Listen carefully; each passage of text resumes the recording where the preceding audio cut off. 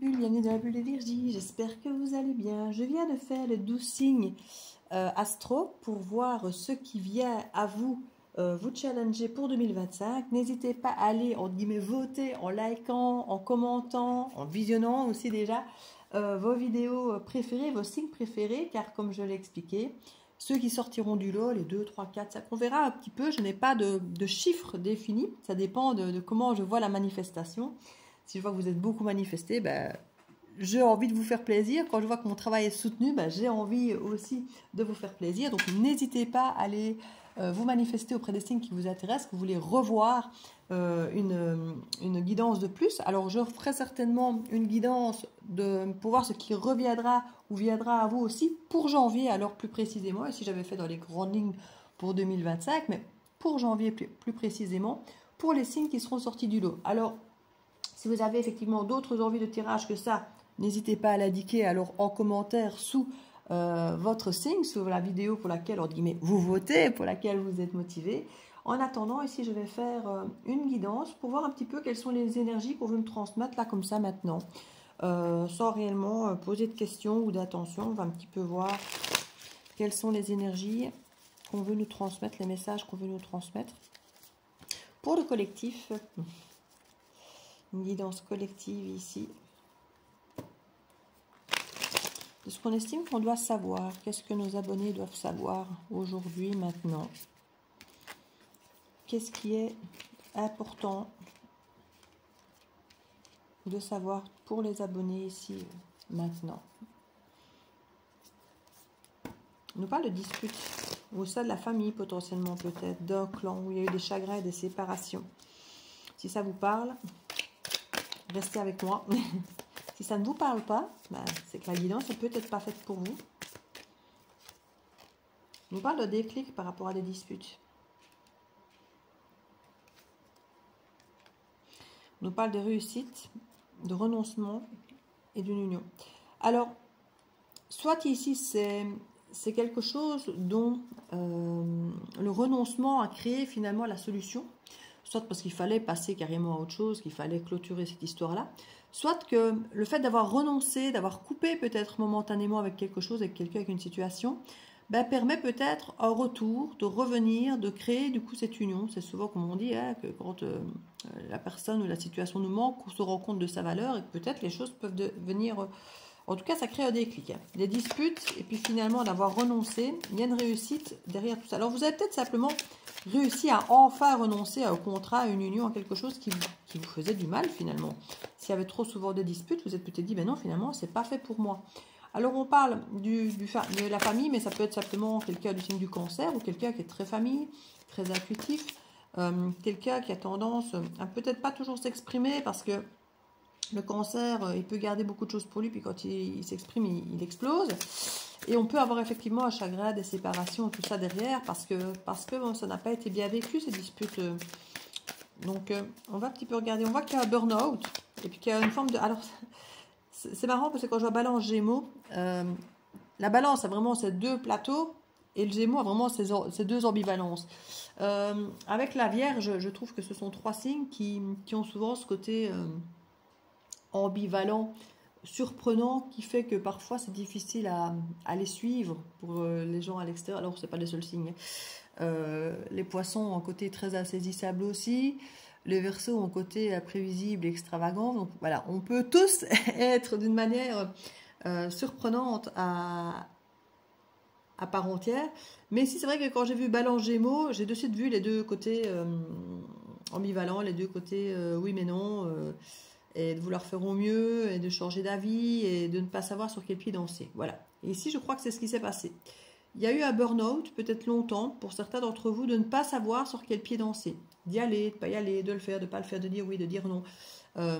Et au final, j'ai l'impression qu'il y a un déclic, où finalement, votre réussite, c'est de ne pas y aller, pour certains d'entre vous. Et pour d'autres, il y a vraiment le fait d'avoir renoncé à quelque chose, peut-être d'avoir renoncé aux disputes, d'avoir renoncé à une séparation. Il y a une union possible. Je vais remettre des cartes là-dessus parce que ça crée l'ambivalence, justement. La réussite en renonçant dans une union. Donc, C'est peut-être justement une fois qu'on renonce à une union, à un engagement, à un contrat, que là, du coup, on se met à réussir. Alors, comme je dis, soit cette union, soit carrément notre vie, parce qu'on passe à autre chose, parce qu'on vit autre chose de plus nourrissant, de plus agréable, de moins dans la dispute, de moins, voilà. Parce que c'est peut-être ça, comme je dis. Hein. Pour certains, ça peut créer un déclic chez les personnes vis-à-vis de qui on s'est disputé et séparé. Et avoir des clics plus positifs qui fait qu'on revient. Je ne vois pas de carte de retour, par exemple. Je vois plutôt ici la réussite parce qu'on renonce. Mais alors là, ce qui me dérange, c'est l'union qui arrive en troisième carte. Vous voyez? C'est ça qui me perturbe, qui me donne l'impression que l'union se fait quand même. Et que c'est là qu'elle est la réussite. D'avoir renoncé, on arrive à recréer une union. C'est parce que cette carte arrive en dernier que j'en arrive à me dire que il y a comme un retour, qu'il y a quelque chose qui se fait quand même parce qu'on a renoncé, parce qu'on a quelque part mis les points sur les i, qu'on s'est peut-être fait respecter. C'est quelque chose pour moi de cet ordre. Ouvrir les yeux, vous voyez. Il y a quelqu'un qui ouvre les yeux. D'où le déclic ici. La chance. Je ne sais pas si c'est vraiment une question de chance, mais en tout cas, c'est quelque chose que vous... La chance n'est pas forcément une chance, mais en tout cas, c'est quelque chose que vous n'avez pas vu venir et qui vous tombe un peu dessus en disant, mais enfin, je renonce parce que j'en peux plus. Et au final, ça marche, quoi. Ça marche, tout se passe. J'ai peut-être exprimé 1000 fois ce qui me blessait, ce qui me dérangeait, voilà, avec le déclic. Mais à la limite, on restait là, on était fidèles, on était engagés dans ce qu'on faisait, on voulait que ça marche, on y mettait du ciel, du temps, de l'énergie, de la discussion. Et puis au moment où je renonce, parce que je dis non, voilà, j'en peux plus, c'est plus possible. L'autre ouvre les yeux autrement, parce que là, vous avez mis peut-être en place, alors je ne vais pas dire des menaces, mais ça faisait peut-être 10, 15, 50 fois que vous disiez, moi je peux plus, ça me fait mal, je peux plus, ça fait là, mais vous étiez toujours là. Et là, au moment où vous partez, vous renoncez parce que vous n'en pouvez plus, coup de chance, soi-disant, mais non, c'est pas de la chance. Mais là, l'autre vous a vraiment perdu. L'autre a vraiment compris parce que vous avez incarné, entre guillemets, vos menaces, vous avez incarné votre parole, vous avez incarné le « je n'en peux plus ». Mais tant que vous en pouviez encore d'être là, ben, la personne ne vous prenait pas, entre guillemets, au sérieux. Mais là, à partir du moment où vous dites « je n'en peux plus » et que dans la lignée, dans l'incarnation, vous partez parce que vous n'en pouvez plus, là, il y a des clics qui se fait et la personne ouvre les yeux. Et c'est ça, disons, soit disant ça, le coup de chance. Et ici, il y a vraiment ma dyslexie, même parfois quand je parle, ça me fait rire. Et là, ici, c'est pas de la chance. C'est juste que ça va vous apparaître comme de la chance parce que c'est au moment où vous lâchez prise, vous dites, ouais, non, c'est bon, quoi. Et puis, en fait, vous n'y croyez plus, en fait, que ça arrive. D'où le côté chance, parce qu'on se dit, voilà, j'y croyais même plus, en fait. On nous dit très bientôt. Hein. Il y a quelque chose qui vient ici, Capricorne. C'est maintenant, hein. Soit c'est quelqu'un du signe du Capricorne, soit c'est quelqu'un qui a les typicités du Capricorne, donc quelqu'un d'ambitieux, mais qui peut avoir aussi un côté un peu pessimiste, négatif, parce qu'il voit les choses comme elles sont, hein, donc il ne se met pas comme le poisson à rêver, il voit plutôt le côté noir, le côté sombre de la chose, que le côté joli, ambivalent et agréable que le poisson pourrait voir. Ici, ou alors on nous parle de temporalité, mais on est dedans, on est dans la saison du Capricorne, donc pour moi c'est quelque chose qui... Qu'est-ce qu'il veut nous dire ce Capricorne? La famille.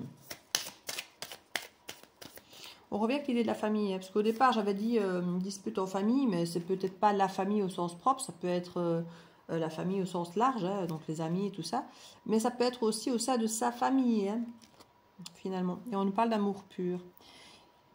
Il y a quelqu'un qui réalise que malgré vos disputes et vos séparations, ben c'est l'amour pur, quoi. Qu'est-ce que ça nous dit pour l'avenir? Est-ce qu'il y a un vrai déclic pour l'avenir, pour avoir quelque chose de plus harmonieux, ou est-ce que ça va... c'est juste quelque chose qui a fait prendre conscience, mais où ça redeviendra pareil. On parle d'une énergie féminine ici. Parce que c'est ça aussi, parfois la personne revient parce qu'elle a compris, mais en même temps, quand on revient, on refait pareil, parce que peut-être qu'on n'est pas parti longtemps assez pour avoir créé un changement. Le déclic, oui, mais pas le changement. Là, on nous parle de refuser la vérité et l'abondance. Peut-être justement, vous n'y croirez pas. Un petit peu comme je viens de vous dire, que la personne, oui, elle vous dit qu'elle a un déclic, qu'elle a compris, mais qu'en même temps, tu dis, oui, avoir compris, avoir un déclic, c'est très bien, mais est-ce que finalement, les choses vont changer si on recommence, si je reviens? Ou est-ce que tu referas exactement la même chose, puisque je serai revenu? Donc, on nous dit qu'il y a de l'abondance. Il y a quelque chose qui va changer, qui sera mieux. Il y a vraiment... apparemment, je ne vais pas dire qu'il y a un vrai déclic, mais peut-être que cette fois-ci, ça s'est passé différemment de votre côté parce que vous aviez réellement renoncé. Ce n'était pas une simple dispute ou un petit écart, une petite distance que vous aviez peut-être déjà fait et que ça, cette personne était habituée. Là, il y a eu un vrai gouffre qui a laissé le temps et l'espace à cette personne pour vraiment se rendre compte que si elle faisait rien, elle vous perdait, je pense. Alors c'est cette personne, je vous dis, aussi bien sur le plan amoureux, parce que là, du coup, on parle d'amour pur, donc là, je pense de plus en plus que c'est relationnel, mais pas que. Ça peut être vraiment, même parfois dans un environnement professionnel ou autre, on se rend compte vraiment de votre valeur, quoi, que vous apportiez quelque chose de plus. Et voilà, quand vous étiez en vacances ou autre, bah oui, vous n'étiez pas là, mais on savait que vous alliez revenir, quoi. Vous voyez, ou quand on râle un peu, oui, mais ça va, Tracasse, il va revenir. Puis quand on se rend compte que la personne ne revient pas, que cette fois-ci c'est définitif, ben là, on se rend compte, en fait, de tout ce qu'elle accomplissait. Même après, en étant revenu, après des moments peut-être de disparition, de voyage ou autre, on se dit, oui, mais là, finalement, la personne ne revient pas. Je me rends compte de tout ce qu'elle accomplissait, de tout ce qu'elle apportait, que ce soit émotionnellement, dans le travail, dans la vie, comme richesse, dans sa présence. Il y a une vraie prise de conscience apparemment ici. Mais vous risquez effectivement de douter parce que vous avez tellement mis de force et d'énergie avant de renoncer que là, que vous avez enfin renoncé, vous dites, oui mais attends, c'est pour me refaire exactement la même chose après, je ne suis pas sûre d'avoir envie de recommencer, quoi. Donc il y a un petit côté un peu burn-out et vous ne saurez pas trop comment réagir. Et là on nous parle de décembre, Sagittaire et de la jalousie. Je vais aller voir ici la décision. Non, la décision, je ne vais pas aller voir. Hein. C'est vous qui allez décider. Mais je vais juste remettre quelques cartes pour voir les tendances. Se recentrer, l'intuition et le travail. Je crois que l'idée, c'est d'accepter d'écouter votre intuition. Mais l'intuition, il faut la dissocier avec les peurs. Il faut la dissocier avec l'expérience, regarder le passé, avoir peur de l'avenir. Parfois, le passé, voilà, il n'a pas été beau, du coup on a peur de l'avenir, et du coup notre intuition du présent nous dit, casse-toi bien vite, quoi. Alors qu'en fait, peut-être que l'intuition est tout autre, si dans le présent on vous amène autre chose.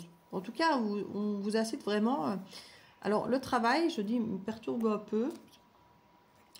Retenter. Vous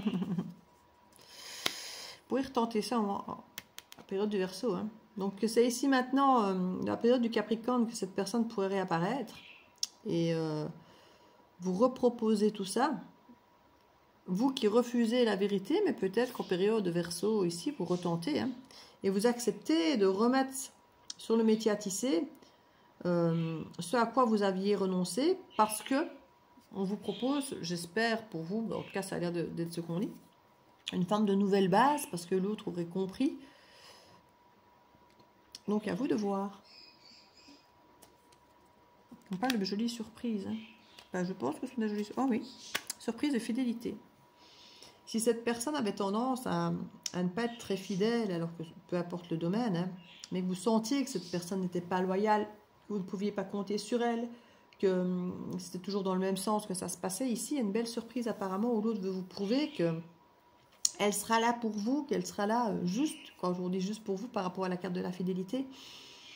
Peut-être que c'était quelqu'un qui était un petit peu fidèle à la famille, fidèle aux collègues, fidèle à vous, mais au final, on ne sait pas être fidèle à tout le monde, hein, fidèle à soi-même, parce que finalement, c'est ça aussi.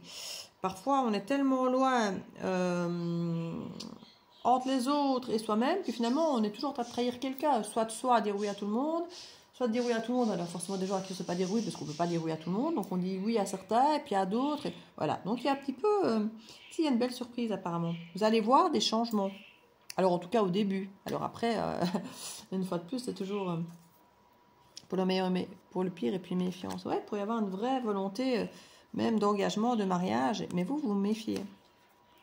On nous parle de bonnes nouvelles et de joie. Hein. Donc il y a quelque chose. Vous êtes extrêmement méfiant dans cette guidance, parce que vous savez de quoi vous sortez. C'est pour ça que vous avez enfin renoncé. Vous avez enfin renoncé après moult et moult essais, moult tentatives, beaucoup de disputes, de larmes. Vous avez enfin réussi à lâcher prise et au moment où vous êtes enfin parvenu à lâcher prise et à tourner potentiellement une page, cette personne revient, soi-disant avec des déclics, et vous avez du mal à y croire. Et je vous comprends. Je vous comprends parce que quand on a autant essayé, remettre une pièce dans le bastrac, dans la machine, je ne dis pas que vous n'êtes pas tenté, vous n'avez pas envie, puisque vous avez déjà beaucoup essayé, mais vous dites, attends, ouais, c'est bon, quoi. Je l'ai assez fait. Pour chaque fois, rien du tout. Donc, il ou elle va me refaire le même coup. Au début, de me dire un tas de trucs. Et puis, en fait, ça va recommencer exactement comme avant. Donc, je ne suis pas certaine d'avoir envie de reperdre mon temps, de ressouffrir, d'être à nouveau dans l'illusion. Donc, vous allez beaucoup douter au début. Vous allez beaucoup douter au début. Mais j'ai l'impression que cette personne veut bien faire les choses. J'ai l'impression que cette situation ici... il y a réellement, potentiellement, en tout cas dans un premier temps, parce que j'ai même tendance à voir, bon, on voit Capricorne Verseau, donc ça se suit vraiment, hein, donc c'est un timing assez rapide, proche, où oui, c'est beau, mais on se dit, oui, mais après, c'est bien joli de faire beau au début, hein, c'est toujours facile de faire beau au début, donc il peut très bien me montrer plein de belles différences au début, mais après, surtout que si on arrive avec une demande en mariage, ce qui n'est pas du tout impossible avec cette carte, de se dire, oui, mais attends, il est gentil, lui, se marier. Alors oui, là, tout ce qu'il vient de me montrer, les beaux, les jolis, ça a l'air d'avoir changé positivement. Ok, mais ça fait un mois. Un mois, c'est facile de tenir un mois. Mais après, est-ce que je peux, moi, avoir confiance en ce changement concret, réel, à plus long terme? Bonne nouvelle, bonheur et joie. Les cartes ont l'air de vous dire que oui. Maintenant, une fois de plus, gardez votre bon discernement, votre libre arbitre. Ici, c'est un tirage qui est effectivement collectif. Donc, peut-être que vous allez vous retrouver dans ce tirage et espérer qu'il soit pour vous. Mais gardez les yeux ouverts sur effectivement ce qui se passe pendant cette période. Si réellement ce qui dit est fait, ou si c'est à nouveau que des promesses qui n'arrivent nulle part, que c'est toujours pour après, plus tard, plus tard, plus tard. Si c'est toujours des promesses de belles choses après, de belles choses plus tard, moi, je comprends que vous soyez méfiant et restez-le. Si maintenant vous voyez réellement que la personne n'attend pas plus tard pour mettre sur pied, concrètement des choses qu'il dit vouloir faire, qui vous le montre dans l'action de suite, que les choses se font et que vous voyez que ça va sur la bonne voie, que ça avance en parole, mais aussi dans les actes, dans les intentions, que les choses vraiment se font concrètement, s'ancrent. Alors, c'est peut-être votre guidance. En tout cas, je suis contente de cette guidance, elle est très belle. J'espère que ça pourra mettre du baume au cœur à ceux pour qui cette chance arrive, puisque c'est une chance, soi-disant. Moi, je ne pense pas que ce soit une chance, je pense que c'est parce que vous avez enfin réussi à vraiment couper et cette personne s'est rendue compte de ce qu'elle perdait. Pour moi, ce n'est pas de la chance. Malheureusement, c'est une forme de... Alors, je ne vais pas dire une fois de plus de manipulation, mais si... c'est comme ça que les grands manipulateurs font. Ils donnent pour reprendre. Et c'est comme ça qu'on s'attache. Et même quand on ne veut pas, entre guillemets, parce qu'on part réellement, parce qu'on renonce vraiment, parce qu'on a tout essayé, ben, étrangement, l'humain, ben, il veut ce qu'il n'a plus. Hein. Donc voilà. Donc ici, ce n'était pas de votre part une manipulation que de partir. Et là, vous n'en pouviez plus. Donc voilà, il n'y a pas de manipulation. Mais c'est comme ça que les manipulateurs font. Ils donnent tout et puis ils coupent. Et puis ils redonnent des petites miettes juste pour montrer qu'ils sont encore capables de donner un petit peu, pour qu'on s'imagine à nouveau qu'on peut récupérer beaucoup comme au début. D'ailleurs, potentiellement, c'est ce que cette personne a fait avec vous. Et c'est pour ça que vous vous méfiez. Cette personne vous a donné beaucoup, et puis elle a tout coupé, puis elle vous a redonné des miettes, puis elle a tout coupé, et puis elle vous a redonné des miettes. Et potentiellement, c'est ça qui fait que là, maintenant, qu'elle revient en vous redonnant un peu beaucoup, vous dites, bah oui, comme au tout début, quoi. Et puis elle me redonnera à nouveau que des miettes. On va pas me la refaire indéfiniment. Et c'est ça que vous vous méfiez, en fait. Parce que c'est une technique de manipulation. Et là, cette personne a l'air de revenir comme si vous l'aviez manipulée, alors que vous ne l'avez pas du tout manipulée. Mais elle reviendrait peut-être bien en vous manipulant. En tout cas, c'est votre doute, c'est votre peur, c'est votre crainte. On dirait que non. On dirait que cette fois-ci, mais une fois de plus, gardez les yeux ouverts. Vous seul savez ce que vous avez vécu. Donc, gardez les yeux ouverts sur des signes.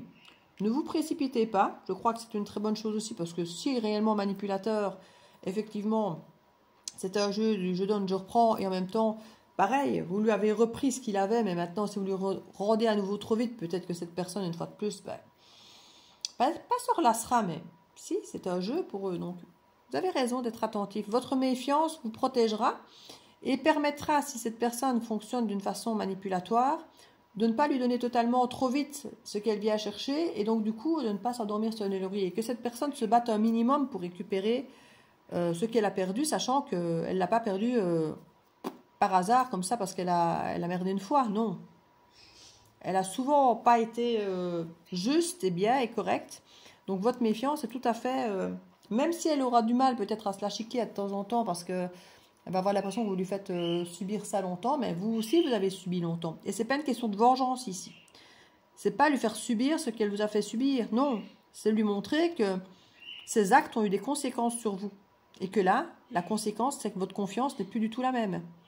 Et que ça, il va falloir qu'il apprenne à vous redonner cette confiance, à la gagner cette fois-ci, et peut-être plus à la voir gratuitement comme vous lui aviez peut-être donné gratuitement au début, que là, il va falloir la gagner. Et la gagner n'est pas de ramer pour faire ramer l'autre, non. Juste vous faire retrouver votre confiance, sainement et sincèrement. Et ça, je crois que ça lui permettra à cette personne de vous respecter d'autant plus que d'avoir dû batailler pour vous récupérer, je pense. Donc, comme je dis, c'est pas de la manipulation, mais c'est comme ça que les manipulateurs font. Et ça marche, en général. Donc, je suis justement sur un livre de la psychologie noire, justement, où on parle de la manipulation, parce que je me suis beaucoup fait manipuler par le passé. Et étrangement, je le voyais, je le sentais, mais j'y restais quand même. Parce que j'étais pleine de brèches, pleine de fragilité, pleine de blessures, qui faisaient qu'effectivement, j'avais peur de la trahison, peur de l'abandon, peur du rejet. Donc malgré que je savais que j'étais maltraitée et que je le voyais gros comme une maison, j'y restais. Donc j'ai eu envie de m'intéresser de plus près à tout ça parce que je l'ai vécu, revécu, reconnu, reconnu. Et je me suis dit, je vais une fois vraiment m'informer là-dessus, vraiment gratter, parce que je l'ai déjà incarné, vécu, enfin j'ai tout... J'ai tout eu, c'est pour ça que je suis seule à l'heure actuelle, parce que je n'ai plus envie d'être manipulée, je n'ai plus envie de vivre tout ça. Et donc je me suis dit, ben voilà, ça va être un bel enrichissement que de gratter encore davantage tout ce côté sombre qui effectivement, une fois qu'on en connaît les rouages, permet de mieux comprendre ces personnes qui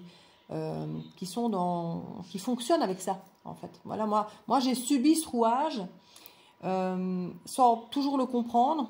Parfois, je comprenais parce que quand on est dans ce système de blessures, on trouve toujours des excuses à l'autre. Oui, mais je comprends, il a cette blessure-là, il a peur de ça, il a peur de... Oui, mais ça n'empêche pas de vous traiter bien, en fait. Hein. On trouve toujours des excuses pour les mauvais traitements que les autres nous infligent, hein, quand on n'a pas envie de les perdre et de justifier le fait qu'on arrête, qu'on s'en va, parce qu'on n'a pas envie de s'arrêter. Si, on a envie que la personne nous traite bien, on n'a pas envie de se passer de cette personne, puisqu'on a peur du rejet, de l'abandon, Vous voyez ? Donc on cherche des excuses pour justifier pourquoi on reste quand même, malgré tout ce qu'on voit, tout ce qu'on... Non, mais c'est normal, il est blessé, c'est normal, il a ci, c'est normal, il a ça, il a la pression, c'est normal, c'est normal. Et on arrive à normaliser des choses qui sont totalement anormales. Et une fois qu'on comprend ce système, ce rouage de manipulation, de psychologie noire, ça aide vraiment à appréhender, à arrêter de se trouver des excuses et à trouver des excuses à l'autre pour finalement simplement rester parce qu'on n'a soi-même pas soigné nos blessures. Parce que oui, comme je dis, l'autre nous manipule, mais parce qu'on est manipulable, parce qu'on est plein de blessures, qu'on ne soigne pas, qu'on préfère mettre le pansement de l'autre qui nous manipule dessus et de faire semblant de ne pas voir qu'il nous manipule, plutôt que de soigner vraiment nos blessures. Et donc c'est normal ici que vous soyez méfiant et méfiante. C'est tout à fait normal. Et s'il essaie de vous prouver que vous avez tort, que vous êtes ridicule d'être aussi méfiant, méfiante, c'est qu'il continue à vous manipuler. Oui. Maintenant, s'il comprend que ce qu'il a fait vous a rendu comme ça, et que quelque part, à l'heure d'aujourd'hui, vous lui rendez une chance, mais que, cool Raoul, ça va aussi être un massos maintenant, parce qu'il va falloir que tu regagnes la confiance. S'il a l'air de vous dire, oui, mais c'est ridicule, t'as peur de... qui vous dénigre quelque part, ou qui se moque de votre méfiance, c'est qu'il remanipule. Hein. Je vous parle de tout ça parce que je suis en plein dedans, là, pour l'instant. Au niveau de la lecture, de la formation, j'ai repris un tas de trucs sur le sujet pour vraiment, je ne vais pas dire devenir écolable, mais pour vraiment pouvoir, après toutes les expériences négatives que j'avais faites, pouvoir me réimprégner d'une façon positive de ça et en prendre les leçons et en comprendre, comme je dis, les rouages pour mieux appréhender, pour mieux voir, pas pour mieux manipuler. Hein. C'est quand je regarde ça, parfois on me dit... dans certaines vidéos, formations ou autres, on nous dit « Ah, mais si vous voulez manipuler, il faut faire comme ça. Si vous voulez que l'autre vous soit soumis, il faut... » Je me dis « Mais quelle horreur! Mais comment est-ce que les gens peuvent imaginer de se dire « Je veux soumettre cette personne que soi-disant j'aime. Je veux la soumettre. Je veux qu'elle soit complètement sous mon emprise. Mais comment est-ce qu'on peut... » Mais alors bon, il y a différentes personnes avec des plus ou moins graves, hein, comme je dis, avec des... Quand on est face à un pervers narcissique, c'est encore autre chose que quand on a des personnes qui sont simplement blessées. Hein. Donc, il y a différentes typicités de personnes qui utilisent ces manipulations, parfois très volontairement et parfois involontairement. On est tous manipulateurs à un moment ou à un autre, hein, sans le vouloir aussi. Mais justement, c'est pouvoir de reconnaître les différentes personnalités qui nous manipulent, que ce soit volontaire ou pas, justement, pour aborder différemment les façons quand on est face à ce type de personnes. Mais c'est très intéressant. Franchement, ça m'ouvre les yeux sur ce que j'ai pu vivre et subir quelque part et comprendre leur mécanisme, le pourquoi ils pensent comme ça. Et franchement, je kiffe. Je kiffe.